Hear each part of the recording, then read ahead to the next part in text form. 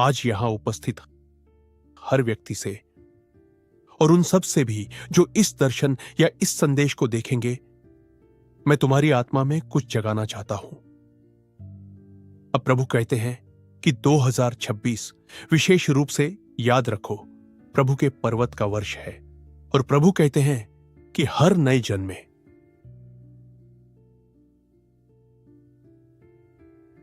Born again विश्वासी के लिए यह आवश्यक है कि वह आत्मिक जगत में प्रवीणता प्राप्त करे, क्योंकि मनुष्य अब केवल वही साधारण मनुष्य नहीं रहे जिन्हें तुम सड़कों पर चलते देखते हो। साधारण मनुष्य के दिन समाप्त हो चुके हैं, इसलिए इसे ध्यान से सुनो। संकटमय समय आ चुका है, कठिन समय आ चुका है। मैं यह नहीं कहना चाहता कि कठिन समय हमारे सामने आने वाला है, नहीं, कठिन समय पहले ही आ चुका है। केवल एक ही मार्ग है जिससे तुम इस कठिनाई का भाग बनने से या उसकी अनुभूति से बच सकते हो, और वह तभी संभव है जब तुम समझौता कर चुके हो। यदि तुम अब भी धार्मिकता राइचसनेस पर स्थिर हो तो तुम्हें कष्ट सहना पड़ेगा, परंतु यदि थोड़ा सा समझौता कर लो, थोड़ा सा अपने विश्वास को पतला डाइल्यूट कर लो, तो तुम आसानी में बहते रहोगे। जो लोग इन अंतिम समयों में मसीह की धार्मिकता को थामे रहेंगे, वे घृणा के पात्र बनेंगे और धार्मिकता के कारण कठोर उत्पीड़न सहेंगे, प्रभु ऐसा कहते हैं। परंतु यह दुख केवल एक समयावधि के लिए है। तुम्हें इन कष्टों के कारण चिंतित नहीं होना चाहिए, प्रभु ऐसा कहते हैं, क्योंकि महिमा के अत्यंत सामर्थी प्रतिफल तुम्हारी ओर आ रहे हैं, प्रभु ऐसा कहते हैं। प्रभु कहते हैं एक बड़ा उथल पुथल का समय आने वाला है और यह पूरी दुनिया को प्रभावित करेगा, लेकिन प्रभु कहते हैं डरो मत। सब लोग, हर परिस्थिति और सभी राष्ट्र मेरे नियंत्रण में हैं। क्या मैं इसके लिए एक आमीन सुन सकता हूं? यह है जो प्रभु कह रहे हैं। संसार पर एक क्लेश, ट्रिब्यूलेशन आने वाला है, 3.5 वर्षों का क्लेश, और यह क्लेश इसी वर्ष 2026 में प्रारंभ होगा। आने वाले कुछ सप्ताहों या महीनों में पूरा संसार एक अशांत और संकटपूर्ण मौसम में डूब जाएगा, जो सभी राष्ट्रों में संपूर्ण मानव जाति को प्रभावित करेगा। परंतु प्रभु कहते हैं कि सामर्थी अलौकिक भेंट, सुपरनेचुरल विजिटेशन प्रकाश के लोकों से आएगी और परमेश्वर के लोग उनकी महिमा और सामर्थ से आवृत किए जाएंगे। एक अलौकिक, असाधारण आच्छादन और दिव्य सुरक्षा प्रदान की जाएगी जिसे परमेश्वर छोड़ने वाले हैं। मैं नहीं जानता तुम्हारे बारे में, हे परमेश्वर के पुत्रों, परंतु तुम्हारी पवित्र आत्मा के साथ की यात्रा पहले से अधिक प्रज्वलित और पहले से अधिक गहरी होनी चाहिए।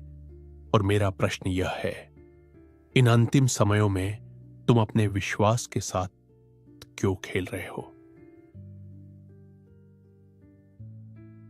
प्रभु की आत्मा कहती है कि हमें अपनी चेतना, कॉन्शियसनेस को पुनः व्यवस्थित करना होगा ताकि वह आत्मिक लोक के साथ संरेखित हो सके। हमें अपनी चेतना को ऊंचा उठाना होगा ताकि वह अलौकिक बुद्धि, सुपरनेचुरल इंटेलिजेंस के साथ तालमेल में आ सके, जहां हमारी भावनाएं, आचरण, धारणाएं और दृष्टिकोण दिव्य बुद्धि के साथ पूर्ण सहमति में हो। पृथ्वी पर जो कुछ आ चुका है और घटित हो रहा है, उस पर विजय पाने का एकमात्र मार्ग दिव्य बुद्धि का मार्ग है। प्रभु ऐसा कहते हैं, आत्मिक शक्तियां हमारे चारों ओर सक्रिय है।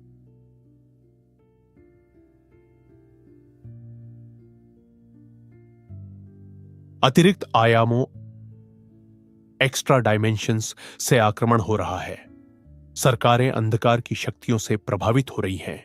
न्याय व्यवस्थाएं, व्यापार जगत, बौद्धिक संस्थाएं, सभी राष्ट्रों में मनुष्य असाधारण प्राणियों के प्रबल प्रभाव में है और हमें इससे बेहतर जानना चाहिए। हम सबको इससे बेहतर जानना चाहिए।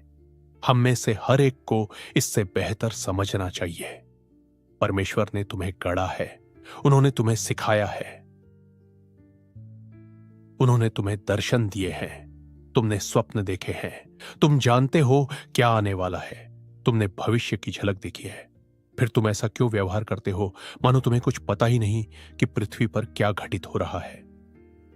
प्रभु तुमसे यह प्रश्न पूछ रहे हैं, क्या तुम्हें लगता है धन तुम्हें बचा लेगा? धन प्रतिदिन चोरी होता है, झूठ प्रतिदिन बोला जाता है, लालसा प्रतिदिन की जाती है।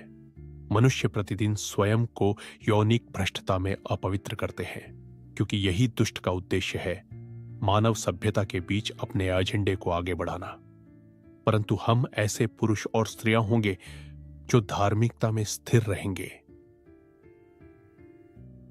और परमेश्वर के राज्य के प्रभाव को नरक के फाटकों के विरुद्ध आगे बढ़ाएंगे। क्या तुम उनमें से हो जो नाश होते हैं? नहीं, तुम और तुम्हारी पीढ़ी, तुम्हारे पिता, माता, बच्चे और परिवार इन अंतिम दिनों में चिन्हों और अद्भुत कार्यों के लिए ठहराए गए हैं। क्या मैं यीशुआ मसीह के नाम में सबसे प्रबल आमीन सुन सकता हूं? मैं आज प्रार्थना करता हूं कि परमेश्वर तुम सबको स्थिरता की आत्मा दे और प्रभु के साथ तुम्हारी चाल में निरंतरता प्रदान करे। यीशु मसीह के नाम में परमेश्वर प्रदान कर रहे हैं।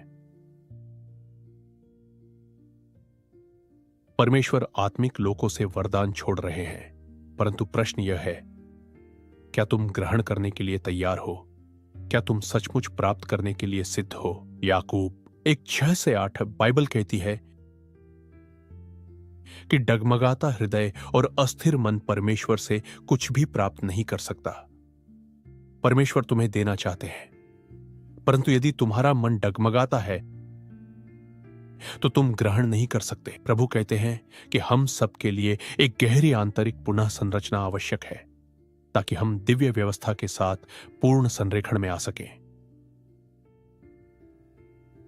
मैं उस भ्रम को झिड़कता हूं जो शैतान ने तुम्हारे मन पर डाला है कि तुम इस संसार की भावनाओं से अंधे हो गए हो, भौतिकवाद से अंधे हो गए हो, नश्वरता से अंधे हो गए हो, धोखे से अंधे हो गए हो।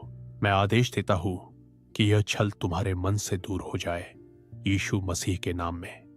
मैं तुम्हारी चेतना को अनंतता, इटर्निटी के साथ संरेखित करता हूं।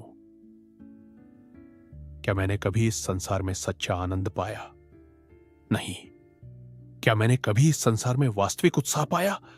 नहीं। क्या मैंने कभी इस संसार में स्थायी सुख पाया? नहीं। इस संसार की कोई भी वस्तु मेरी भावनाओं को संतुष्ट नहीं करती। क्या मैं तुमसे पूर्ण ईमानदारी से कह सकता हूं यहां की हर वस्तु शून्य के समान व्यर्थ है? मैंने उपदेशक एक्लीसियास्टीस की उस घोषणा को समझा, व्यर्थ ही व्यर्थ। वह एक राजा था, उसके पास धन था, यश था, भोग विलास था, सब कुछ था। फिर भी वह उस बिंदु पर पहुंचा जहां उसने समझा कि जिन सब चीजों के लिए वह लड़ा, जिन्हें उसने भोगना चाहा, वे सब अंततः व्यर्थ सिद्ध हुई। और जब वह बीमार पड़ा और इस पृथ्वी से विदा होने के निकट था, तब उसने जाना कि उसकी सारी सुविधाओं से बढ़कर, सारी उपलब्धियों से बढ़कर, सारे ज्ञान और बुद्धि से बढ़कर उसके हृदय के सामने अनंतता स्थापित थी। आपको ऐसी वीडियोस और देखनी है तो आप हमारे चैनल को भी जरूर सब्सक्राइब कर लें। हम ऐसी वीडियोस अपने चैनल से डालते रहते हैं। मिलते हैं फिर नए किसी और वीडियो में। तब तक के लिए सबको जय मसीह की। प्रभु आपको बहुत आशीष दे।